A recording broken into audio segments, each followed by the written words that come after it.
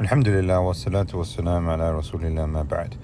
The person who does an action on behalf of someone else, will they get the reward for doing the action, or is it that the person who has the reward transferred onto him takes it all?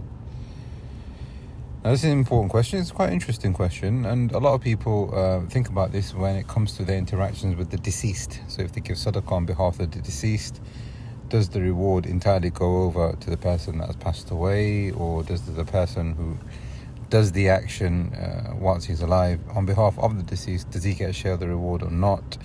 A lot of people look at the interaction between living and deceased, but there is also interaction between living and living. It's well known in the books of fiqh, and ulama are agreed that there can be a form of hajj which is hajj al-badil, meaning if a person is not able to perform the hajj physically, according to the correct view, physically, some of the ulama said physically and financially, but if the person has the financial ability to perform the hajj, but physically he can't, he can then pay somebody else to go do the hajj on his behalf. So this proxy, this person doing the hajj, will they get the reward for hajj? Or is it they both get the reward for hajj? Or is it the person on behalf that the hajj is for, only he will get the reward and the other person won't? And there are other examples as well in our everyday routines. I mean, as a parent, if you are helping your child to perform wudu, the child perhaps is not even doing anything, they don't know what to do, especially when they're very young. You are washing the hands for them, washing their feet and all of that, helping them to pray. If you are a parent over your child or any other dependents, really, it might not even just be children, and they've got wealth behind, and you are looking after their wealth, you are paying zakat on their behalf, you're making sure that the wealth is pure, etc. Do you get a reward of that as a person who does the action, or is it separate? Now, some of the ulama have said that it is separate. This is the view of Ibn Uthaymeen and others from the ulama. They have said that this person doesn't get the reward of the action itself. They get a reward of doing a good deed.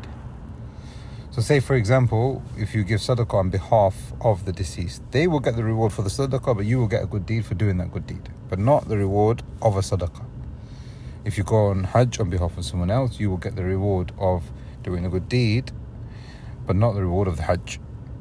If you were to look after the wealth of your child, for example, you will get the reward of doing a good deed, but not the reward of paying the zakat. That's one view. Another view from the ulama is that if a person does a deed on behalf of someone else, then they will get a share of that reward. And for me, I think that seems to be the stronger view, due to the generality of the statement Messenger of Allah sallallahu alaihi wasallam, إِنَّمَا الْأَعْمَالُ بِالنِّيَّاتِ وَإِنَّمَا لِكُلِّ امْرِئٍ مَا نَوَى.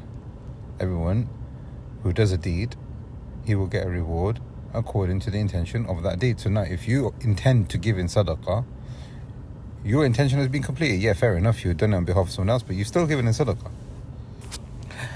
The Messenger of Allah sallallahu alaihi wasallam said, "Man da'a ila huda," anybody who calls to a good deed, kana lahu min al-ajr mithlu ujur man tabi'ah. He will get the reward of the person who follows him. La yanqus dhalika min ujurihim shay'a. Look, this is the wording here.